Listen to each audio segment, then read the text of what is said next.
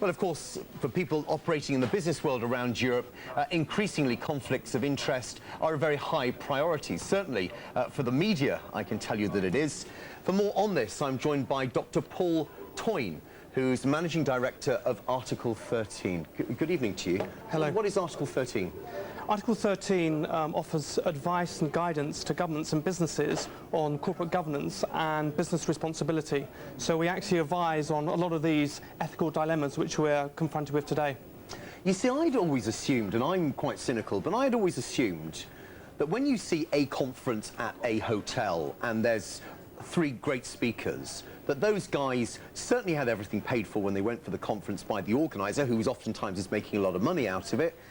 I think the bar bill would be free for them, the hotel bill would be free for them. Are you telling me that's not the case? That's not common practice? Well, I think what we have to look at is this new era of corporate governance, whereby literally we're asking people to be more responsible. Now, if senior people in bank officials or indeed politicians are asking you and me to be more responsible and not break the laws, then it's their duty to do the same. And I think actually it is unacceptable that a member of a bank official like that actually takes his family on a jolly at the bank's expense. Because, after all, if you're an investor in that high street bank, you've put your money there, would you be happy to see it being used to pay for his expenses? Oh, if I was an investor in a bank that was paying a central banker money to stay with them, I'd love it, because I'd assume they'd get weaker regulation. Well,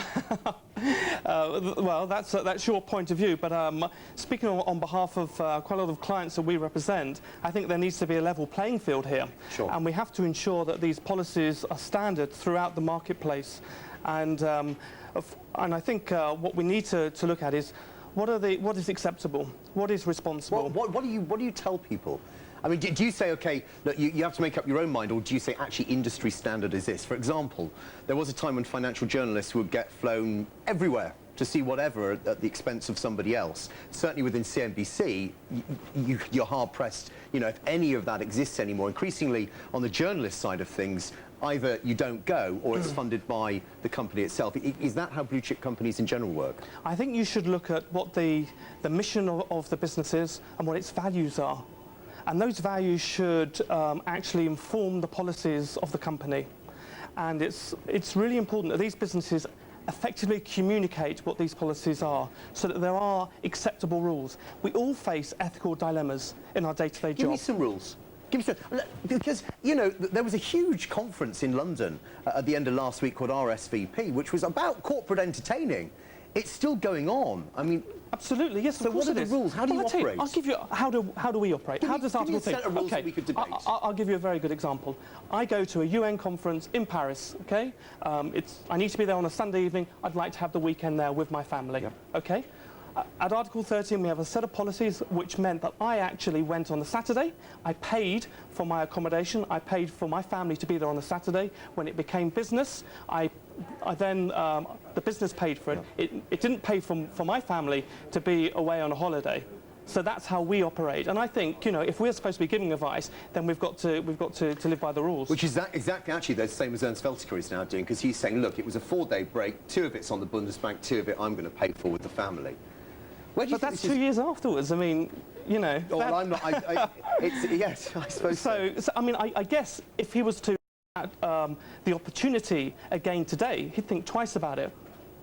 And that surely shouldn't be. That's not a bad thing. Surely, what is more interesting is that it is, as you point out, 2 years on. And I know people. Well, I won't mention any names, who would actually, when a new set of rules is announced, turn around and say, but that's only if they catch you. And that is the truth, isn't it? That a lot of it will still go on at quite a low level on the assumption that the bosses won't police it. Were it not for Der Spiegel magazine, we wouldn't, for example, know that Ernst Welteke had done this. Absolutely, and I think there's a fine line between corruption and poor governance, an even bigger, broader area to actually move into good governance. And I think today with some of the activism that's going on with shareholders, investors, etc., I think we're moving the playing field, we're turning into a new era of corporate governance, and I think that's a good thing. Dr Paul Toyne, it's good to meet you. Thank you very much for coming in. Dr Paul Toyne, Managing Director of Article